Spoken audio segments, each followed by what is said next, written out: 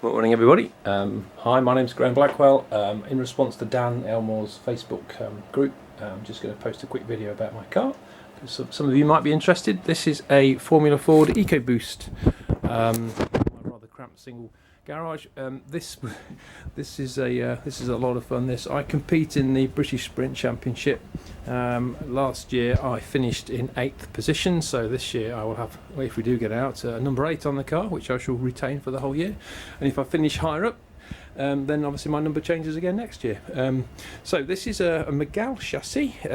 It's built in France. It was actually owned by Radical Sports Cars and raced by James Abbott for 2 years between 2013 and 2014. It's actually been on TV quite a bit. It was in the support race for British Touring Car Championships back when they raced Formula Ford.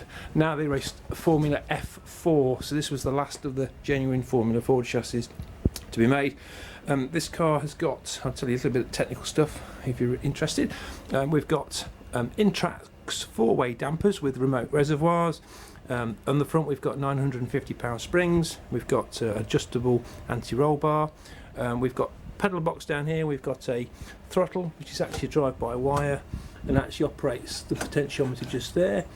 We've got a brake pedal obviously and a clutch pedal with a switch on the back. The clutch is only used when we pull away. Once we've actually moved, we don't use the clutch again. The ECU automatically allows us to do full throttle gear shifts, and when we change down it blips the throttle. That's moving on here. We've got a GPS module with an accelerometer in it, which is on the CAN bus. That's all logged by the ECU. The actual dashboard itself is on the steering wheel. If I reach down here and turn the ignition on, you'll see it booting up. We've actually got a Race Technology Dash 4 Pro, which shows me the oil temperature, pressure, water temperature, battery voltage, air charge temperature and boost, RPM and gear. And when I'm actually moving, it does actually change to a second screen. It will change back to screen 1 because we're not moving. When we're moving, it changes to second screen, and that gives you a bit more information, just a big gear position in the middle and RPM, and it removes all the other information that I'm really not interested in seeing when I'm driving. This year I've added a fuel gauge. It's got a new fuel tank with a sender in it, and that currently shows we've got 2.6 litres of fuel remaining. Down here we've got an ignition switch which turns the fuel on and off. We've got, starts the motor, fuel. We've got a calibration switch which allows me to select from 4 power settings. It's currently set to the highest. We've got launch RPM that we can set, and we've got traction control settings. And I'll just turn the power off. And that's the dashboard. It's quite basic, but there's not a lot really you want to be distracting you when you're driving this because it's very quick. I've got mirrors fitted at the moment. They don't normally stay on the car. They were on it for when we went testing at Mallory Park 3 weeks ago, which was very successful. So the car is fitted with a floor. This is carbon fibre floor and a diffuser, which all helps generate downforce. Now the interesting bit, the back of the car. This is the Ford 1600 EcoBoost. It was rebuilt by Ian Howell of Area 6 Developments last year, and last month I took it down to Devil Developments, and on the SRD tuning rolling road we managed to get 375 horsepower and 405 foot-pound of torque out of it, which was quite impressive. The induction system basically, K&N on the top, through a snorkel into the turbo. The turbo then compresses the air, feeds it across the car. It goes to this huge Pro Alloy intercooler. It's then cooled considerably, goes down through this pipe into the bottom of the servo operated throttle body, into the plenum and into the engine. It's running direct injection.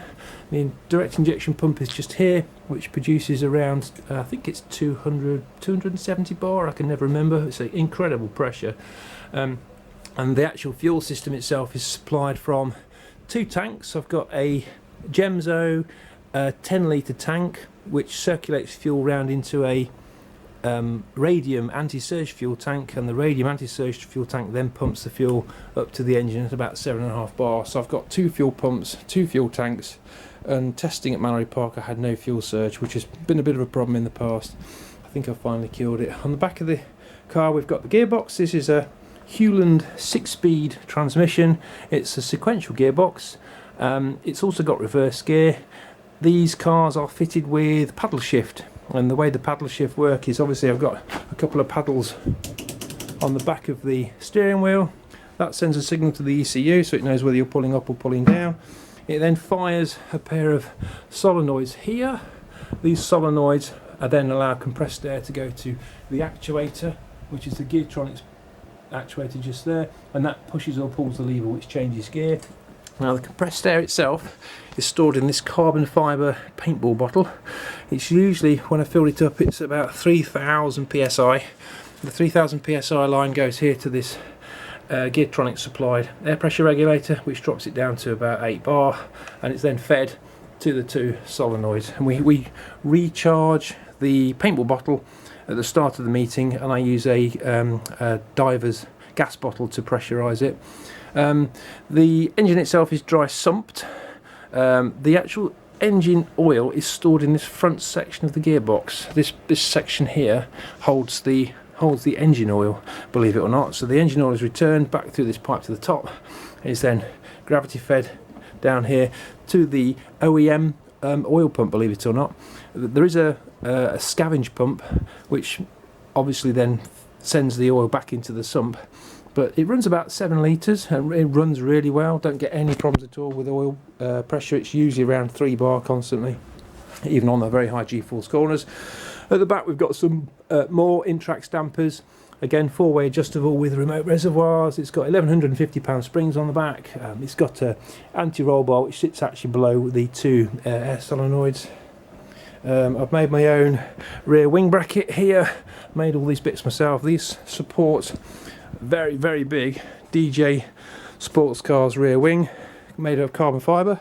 It normally sits obviously horizontal. It's just wound up at this angle so I can actually get the car loaded back in on the trailer.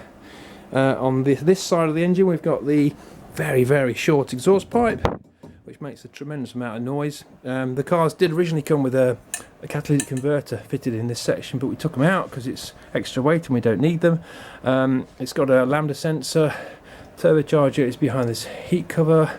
We've got exhaust gas temperature sensor which I fitted this year, which is on the exit from the turbo, and we've got 4 more sensors, 1, 2, 3, 4 on the exhaust manifold, and I've got an ECU master EGT to CAN bus box which I've wired in and set up, and the ECU can now record those 5 temperatures, so we can monitor the temperatures. They're well below 850 degrees, which is about the safe limit on a turbocharged engine.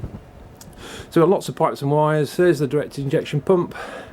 We have got a gauge here which shows the pressure of the compressed air feeding the solenoids for the gear change system. Here we've got a water radiator and a fan that's under CPU control. There's the snorkel. That's where I fill the tank up with petrol. And down inside there you can just about make out that there's the silver Gemso tank, and over in the background with all the red connections on it is the radium pump. So that is it in a nutshell. Right, yes, there's the front wing. There's the front wing. That bolts onto the front of the chassis, and then I put a nose cone on it, which is currently sat over there in my tiny little garage, it generates a huge amount of downforce. So I've had a good year. Last year we've been testing these new Pirelli tyres out for the first time, which are absolutely incredible. You have to reset where you think the car can, where the limit is basically. They're absolutely amazing. Highly recommend Pirelli tyres, much better than the Avons that we were struggling with before. So that's it. There's the body cover, which I've put some stickers on to give it that sort of carbon fibre checkered look. These are the 2 side pod covers. Total weight of the car is around 430 kilos. I'm now about 85 kilos, so it's a little over 500 kilos with 375 horsepower. So that's quite a lot of horsepower per tonne, and a lot of fun to drive. So I hope you like the video. If you've got any questions, just please post, and I'll answer them as best as I can. Thank you.